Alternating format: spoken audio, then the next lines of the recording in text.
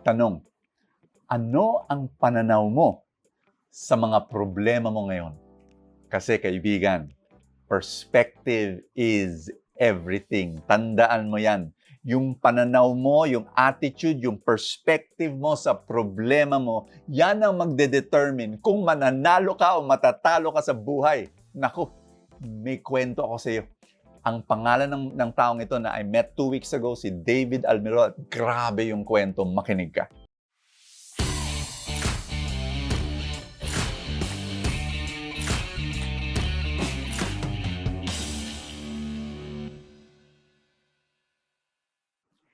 Si David, OFW, pumunta siya sa Middle East. Ito ang problema.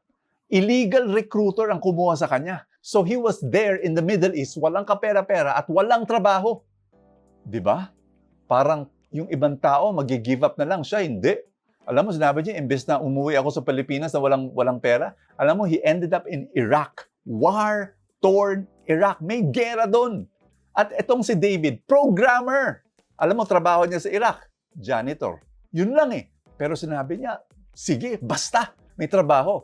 Eto, ang galing. Napakinggan niyo na ba yung quote na, bloom where you are planted.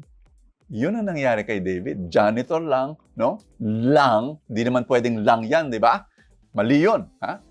Pero, desierto. Pero he bloomed. Bakit? Ang galing-galing niya maging janitor, ha? Many times, he won the Employee of the Month award. Ibang klase, di ba?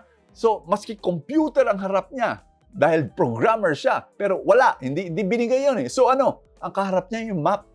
Ha? Pero ang galing-galing pa rin. You know, he gave his best. Alam mo, isang napakahirap na ginawa niya. Yung kasi, pinapakuha ng boss niya, o kunin mo yung pagkain. Ha? Sa freezer. Isang kwarto na parang freezer. Kinukuha niya yung pagkain. Dinideliver niya sa desierto sa mga sundalo doon sa Iraq. Ha? Babalik siya sa freezer from the desert na pagkainit-init. Ha? Papasok siya sa freezer. Ang hirap daw ng trabaho niya. Ginawa pa rin niya. Alam mo, nung nakapag-ipon na siya, balik siya dito sa Pilipinas. Gawa siya ng isang negosyo doon sa kanilang, sa Kawayan, Isabela. Di ba? Maliit yun. No? Alam mo, after a while, bumagsak yung negosyo. Nalugi. Lahat ng inipon niya, life savings niya, nawala. Nawala. Uulitin ko, kung ibang tao ito, give up na. Wala na pag-asa. Sinabi ni David, babalik ako mag-OFW ulit ako para kumita ulit ng pera. Nawala yung pera niya eh. Alam mo, galing sa probinsya, punta siya sa Pilipinas, sa Manila, tapos nag-apply for overseas work. Walang tirahan dito, walang pera. Homeless. Homeless si David. After that, may nakakita siya siyang trabaho dito. Alam mo, nakatira siya sa squatters. 3x3 na kwarto. Doon siya. And he was able to work here for a year. Doon siya sa slum area for a year. After a while, nakagawa ng panibagong negosyo si David. At ayun, para malako yung negosyo niya, programming, software, para sa mga negosyo. Kumakatok siya sa bawat mga negosyo dito sa Manila. Inaalok niya yung serbisyo niya. Ang hirap-hirap. Pero sinabi niya, ayan, yan ang gagawin ko. Alam niyo, 5-6 years later, lumaki yung negosyo niya. Alam mo, binili ng PLDT yung kanyang kumpanya. 40% ang kumpanya niya binili. Alam mo, si David ngayon, bilyonaryo lang naman. Ang mga kliyente niya, 2,500 na kumpanya, iba't ibang mga organization, tsaka yung ibang klase, 400 programmers ngayon ang nagtatrabaho under him. Friend, ito lang ang masasabi ko sa inyo. It's the perspective, yung attitude. Ito yung kwento niya sa akin. Ngayon, ang laki-laki ng kumpanya ko, marami pa rin akong problema. Pero sinabi niya to, ang problema ay God's surprises. Kasi sa loob ng problema, may surprise. Matututo ka, mag-grow ka, matcha-challenge ka, you will become better, you will become... Grabe, talagang mind-blowing yung perspective na yon. At yon ang kailangan mong perspective at attitude. Pag humaharap ka ng problema, isipin mo yon. May sorpresa dito. I will become better. I will grow. It will be a challenge for me. Diba? Yun ang sikreto ng pagiging overcomer.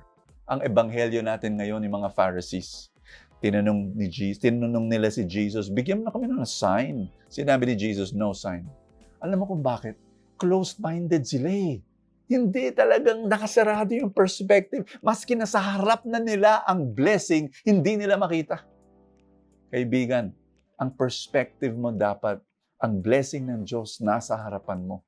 Maski camouflaged, disguised as a problem, may blessing sa likod ng burden. Dasal nga tayo. With your own words, you pray with me, okay? In the name of the Father, and of the Son, and of the Holy Spirit. Amen. Sabihin mo, Panginoon, maraming salamat na sa gitna ng unos, sa gitna ng bagyo, naniniwala ako, itong bagyong to, nagdadala ng blessing. Sa likod ng burden, may surprise ka na dahil sa problema, I will grow better. I will grow stronger. I will be blessed. In Jesus' name, amen and amen. Woo! Thank you, Lord! In the name of the Father, and of the Son, and of the Holy Spirit, amen. Alam nyo, if you want more of Full Tank Saturday and Sunday para kompleto yung linggo nyo, become a Full Tank supporter. While watching this through Facebook, click the link that says support now. Kung YouTube naman ang ginagamit mong panoorin ito, click that button that says join.